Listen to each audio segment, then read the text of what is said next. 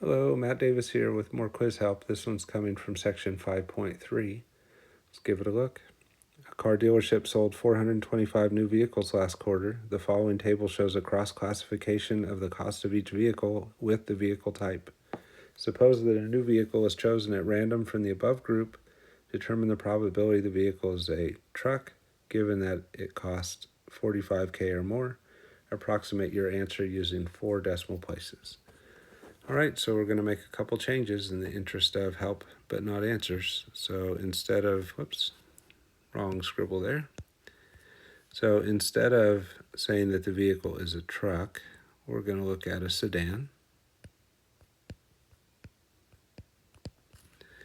And we're going to say given, instead of that it costs 45K or more, we're going to say given that it cost less than 25K.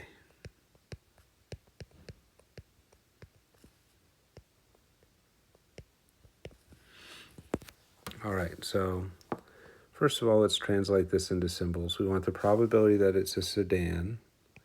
So sedan is V2, and we want the cost is less than 25K, so 0 through less than 25K. So we're looking at those two factors. So probability of sedan is probability of V2, and then it says given. Right, so that's why we're doing the straight up and down line. Given that it is less than 25K, which is event C1.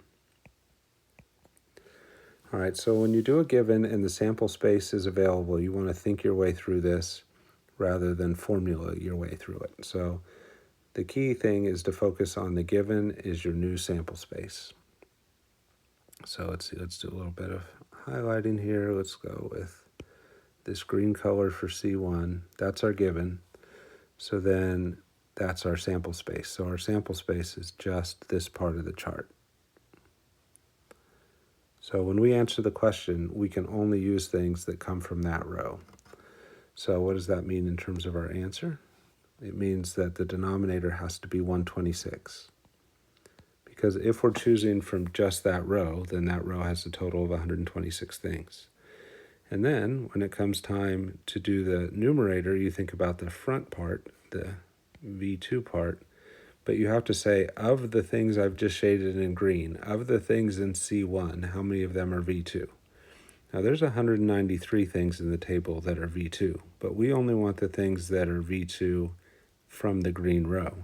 So that means we only want this one right here. So that would be 75 vehicles out of 126. So when you're doing a given, whatever the given is becomes your new sample space. You want to highlight that, circle it, box it, something on the table to emphasize that you're only going to work out of that part of the table. So we're only working right here. We're not going to put any numbers in our fraction unless they come from that row. So the total for that row becomes our denominator, and the part of that row that makes up V2 becomes our numerator. And then we just go to the calculator. It says simple division, so I'll just do that without switching to the calculator screen. When you do that on the calculator, you get 0.5952.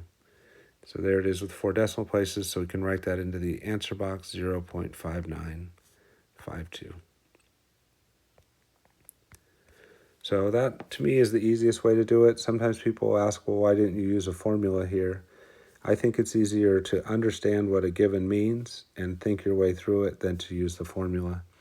If you did the formula, and I'll just write it out but not use it, you would say that the probability of V2 given C1 is the probability of the overlap. So that would be the probability of V2 and C1. And then divided by the probability of the given, which would be the probability of C1. So in order to use the formula, you end up having to do 2 probability questions instead of 1. You have to do this probability right here for V2 and C1, and that involves like thinking about overlap, and people will have trouble with the and sometimes.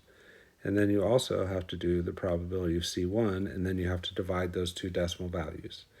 So when you use a formula here, you have to use you have to do 2 probability questions and a division rather than just 1 probability question and a division. So the key is to understand it. That makes it go simpler. And to understand it well, you have to remember that the given becomes our new sample space, and no numbers go in our fraction that don't come out of the given. So in this case, the row for C1. So why even have formulas if we're not going to use them? Well, we do use those formulas when the sample space isn't in front of us and we can't think our way through it. Then we rely on formulas. All right, I hope that helps you out, and good luck when you get back to this quiz question.